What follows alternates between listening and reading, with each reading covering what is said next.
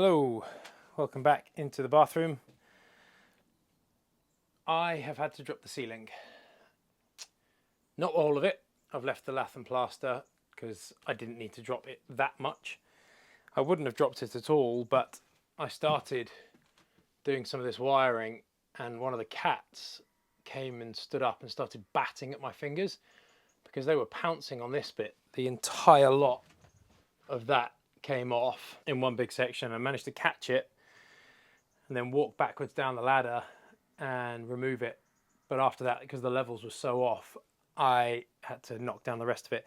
And I haven't filmed any of this because I'm actually quite short on time today. It's 20 past 2. I've got a meeting that I need to leave for at about 4 o'clock.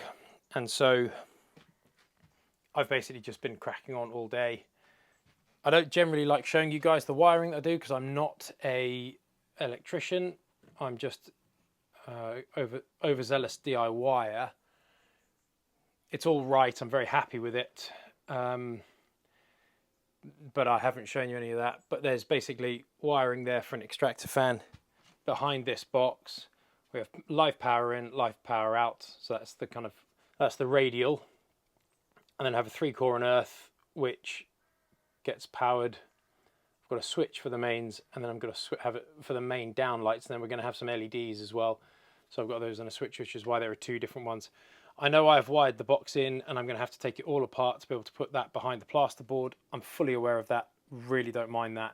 I've done that deliberately because I wanted to be able to have that up and running, and it's going to be a couple of days until I do the plasterboard. So that's all done. I can now remove this false flooring that I put down in order to drop the ceiling, and then I can start putting the real flooring down, which involves drilling out quite a lot of holes. I'll be honest, I'm a little off my game today with the filming and the narrating because I'm exhausted physically and mentally and a bit distracted as well.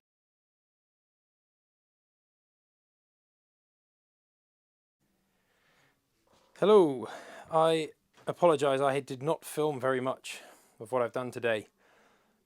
Largely because I was actually out all day. I didn't start work until 3 on this. And then actually a lot of it was just remediating stuff that either wasn't right or finishing things off. And it's not really a how-to on some of these things because they're quite basic and simple. For instance, I have put the pipes here in place for the radiator. That one on the right hand side over there, that's the old one. It's too wide, and we had bought this one here on the left a while back, so we're going to go with the slimline one so that you don't burn your knees on the radiator when you're sat on the toilet. I've got it about as far away from the toilet as I can and as far away from the wall, from the door frame as I can. So yeah, that's pretty much that. Those are the pipes. I've done them nice and tall in case I need to do some elbows that kind of squiggle around. If I can pull it away from the wall with brackets, then I will. That'll make life easy there. So that's all that. That can all get covered up again. Over on this side, nothing here has changed. But what I did is I got some spray paint, did some graffiti. I am not Banksy. Marked out the middle of the sink and the layout there, and then the bidet, and then the edge of the bath. And what that has allowed me to do is figure out exactly where all the pipes needed to be. And so this pipe here, which we had in place over on this side for the sink, I had to move.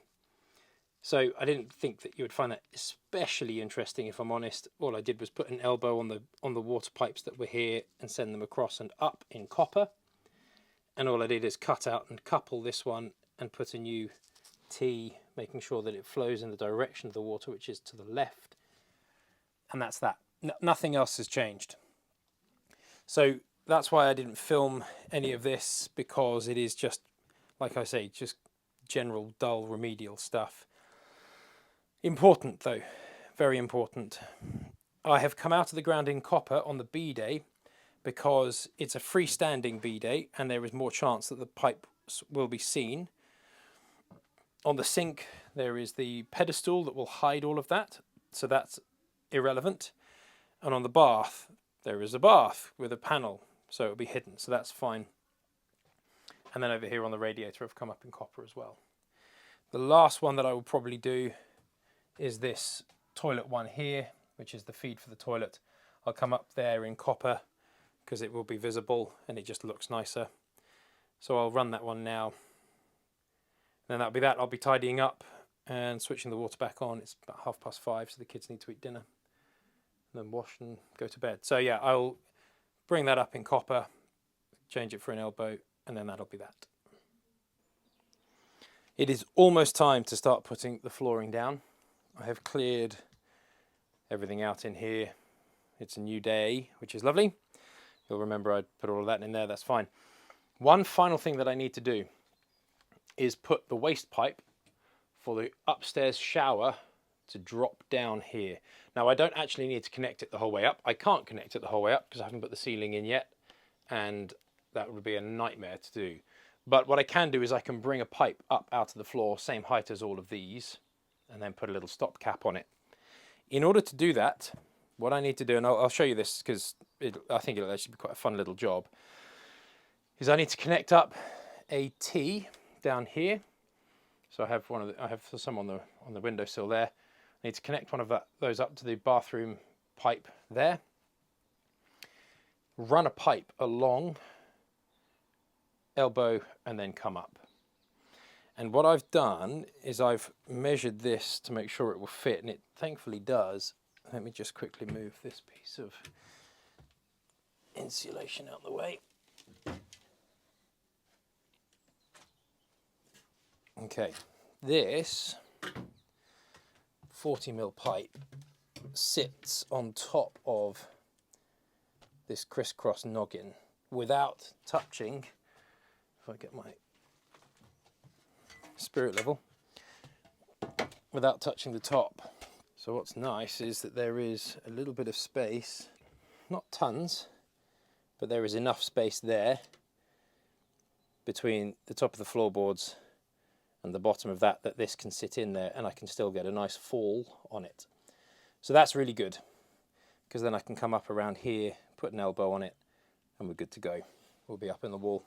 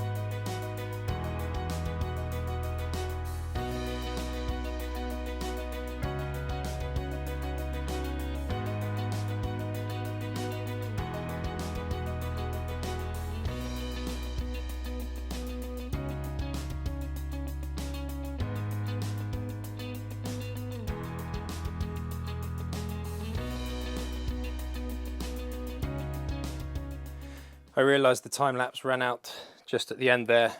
All that you missed was me putting that pipe in and putting the insulation back down, so you haven't missed anything. So we have future-proofed. We have put a cold and a hot tap here. I appreciate that they are on the wrong side from what they would traditionally be, but someone can switch those over quite easily. It is what it is. They're there. Somebody can put them in if they want, or switch them around, or put a flexible hose on them, but I wasn't going to be making too much difficulty for myself because we will almost certainly never ever use them. I have put this in. This here is the drain pipe for the shower, which will be going up in the loft. You'll see I have put a cheeky little LED back there, which looks quite nice, and I'm going to be putting another LED in the custom wall, in the end of the wall, so that will look really nice and worth sticking around for at the end, because I'm pretty convinced it's going to look awesome. So future-proofed for anybody else, all done for us. I'm just going to go switch the water back on, make sure that we are pressure tight. I'll then put a cap on this, and then I can finally start flooring, which I'm I'm actually quite looking forward to doing. I'm going to spend a little bit of time making sure I've got the layout correct. This room is kind of square in and of itself, but it's not square with the rest of the house, if that makes sense. So it's a little bit quirky, and the walls are not plumb, which doesn't make a difference for the flooring, thankfully. But it is just one of the quirks of an old house, is that nothing really works very well. The other thing I've done, which I'll just quickly show you, because I think this is like probably best practice, and I don't know that anybody really does this, but I like to because I'm this way inclined. I've drawn a floor plan of the room. I'll lay it out. So that is how it will be set. So you have the toilet over here, the bath over here, and this kind of custom wall here. I've marked the measurements and the positions of everything in the room that you can't see. So there's a radiator. I've put a little dotted line here for the flow and return of the pipes so that people know where they run. That radiator's been removed. Under this section of the floor are the electrical switches. Much easier to access those from downstairs, obviously, but at least having it written here, it's helpful. The positions of the lights, and that will help me map out exactly where they're going to be in the room. The waste pipes coming along here. This spare waste pipe, which is the one I just installed that you watched, going up through the false wall, so it's hidden. The hot and cold taps and spare pipes that I just mentioned. So everything's kind of just mapped out nicely. You know, it just makes life easier for the next person, whoever that might be. So yeah, it also just makes my life easier. If I have to do any maintenance for anything, I know exactly where it is I'm looking. This is just a permanent live cable. I've moved it, but I haven't installed that. I just rerouted where it was going. That actually feeds the bedrooms over here. But because we're going to have the radiator being installed here, I'm going to put a piece of timber across here, just kind of not, you know, with noggins attached in, because I want to be able to screw the radiator into something nice and solid, and I don't want to ever touch that cable. So I'll put a bit of capping on it just to kind of cover it, and then I'll cover it with ply anyway. So that's that. I don't need to do that now, obviously. I'm going to measure, and then I'm going to start the flooring. I'm going to start at this end of the room because it's far more complicated part of the room. That's going to be tricky and fun, not least because it is tongue and groove flooring. So tongue and groove flooring, putting it down on top of all of those things is much easier, and then I can tongue and groove and I can slide in. This one here is going to be a bit of a pain because I've got three things to kind of go on top of and then shunt into. So I'll have to make the holes bigger than they would be normally, but that's not the end of the world. But three of those is easier than, you know, 1, 2, 3, 4, 5, 6, 7, 8, 9 pipes there. So I'll be starting there. However, this wall is not very straight. This wall here is straight, this edge. So what I'm going to do is I'm going to measure and mark off this wall, and I'll set lines along the joists so I know almost exactly where the floorboards are going to land, and that way I can make any adjusting cuts to that board here. So all of the difficult stuff is done first and is out the way, and at that point I can then just kind of get on with enjoying the rest of it. It's going to be glued and screwed, and to glue it down I'm going to be using this stuff. This is Stixall. It's very, very strong glue because it's a polymer. It's a polymer adhesive. So it's completely waterproof. It's incredibly strong. And being a polymer, it will be water resistant. So if I put that in all of the tongues and grooves, should any water slip through somehow, then that will also help. We're not going to be tanking the whole room. I've done that in other bathroom videos where I've put tanking down on the floor. We are not doing that here because it just doesn't need it. There's no shower. It's going to be a bath. Our kids are getting a little bit older. We just don't need to. Also, the chipboard flooring that we've got can technically be left outside for 3 months before it kind of loses its strength. So we're not going to have 3 months worth of leaks and water here at any point. Right, I've done enough talking. I'm going to start bringing down some sheets of wood and measuring and all that sort of stuff. I will not put you on a time lapse for that bit. I'll just show you what I've done in a second.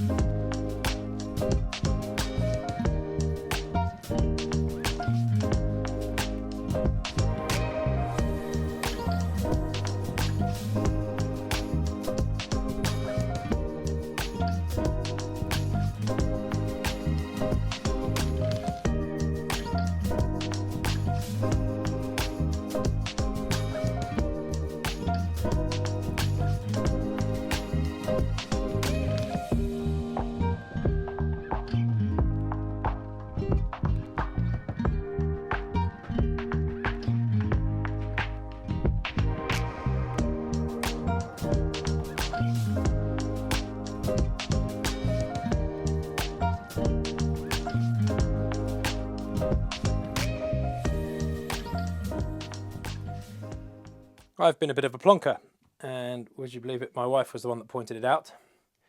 I cut off the tongue and groove side, butted it up against the wall, and left the other cut side visible. I have no idea why I did that. I'm now going to have to cut the tongue and groove off another board and butt them up. It's just stupidity. Thankfully, the section where it is under the bath here, under the bidet there, and very, very close to the edge of where the pedestal sits. So it isn't the end of the world, but it is pretty darn silly. Otherwise, the holes cut nicely, lots of space. I can fill those with expanding foam if I really wanted to. I can't quite put the water back on yet because these two pipes haven't been drilled and put in, but I'll do that on the next one. And from here, other than trimming off the tongue or the groove on this edge, they're just full hole sheets, which is brilliant because I measured from this end. I don't know if you can see on the thing, but across here there's a black line that I have drawn. That is one whole sheet. Then I've done another and another and another. So there are 4 whole sheets plus that cut one there. So I will trim down the unnecessary tongue, butt that up, and then we will crack on from there.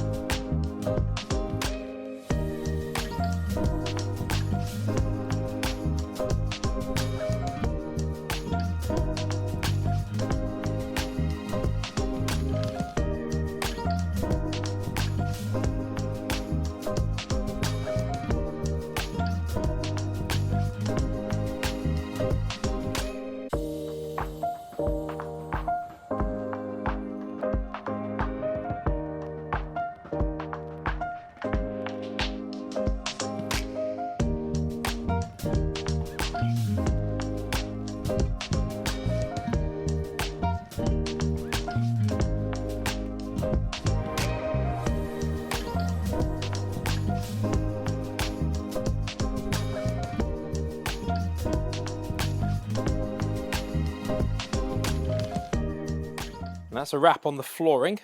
It's nice and sturdy. There are no kind of wobbles or squeaks when I walk on it, which is great. That last one gave me a little bit of trouble. All the rest of them were broadly fine, very nice and tight. This one wasn't great, I will be honest. There is about a 3.5, 4 mil gap the whole way along. What's curious is that it is the same gap the whole way along. It is raised ever so slightly, but we're talking kind of the thickness of a razor blade or half a razor blade. It's really very, very minimal. So I'll run over that with a plane on the left-hand side just to kind of grade it out a little bit. I honestly can't figure out what it was that caused it to stop or get blocked the same distance the whole way along. But it doesn't matter. It really is not a huge deal or a big problem. Radiator pipes there are nice. Water feed for the toilet, cistern, waste for the shower upstairs, 2 spares, hot and cold. That hot is a little short, but such is life. Cold and hot over there, and the wastes and all the rest of it as well, and the copper tails here. These ones do pull up nicely, which is good, so that's fine. All in all, I'm very pleased with that. It's all come together just about as well as it could have done, and it's really nice to have the insulation and all the piping covered. So I'm going to stop the video here. If you found that useful or helpful, please do like, comment, subscribe, all of that good stuff, and follow along for the finishing of this project, which is going to be probably another couple of videos, I would imagine. Reason being, we've got all of the plasterboard to put up on here. I've got to make up that gap there. So we've got all the plasterboarding to do. Got wallboard to put on, aquaboard, that's going to be going along here. The fitting of the, well, then the tiling, then the fitting of the bath, the bidet and the sink. This is going to get plasterboarded here as well, and obviously that stud wall will get insulated and plasterboard. Got to finish off the lighting, the electrics. I'm going to be building a custom built cabinet that's going to go in here where that kind of dark shadow is, that will cover the waste pipe there and act as storage for us. A lot more coming up to hang around for, so please do like, comment, subscribe, and stay tuned for the next video.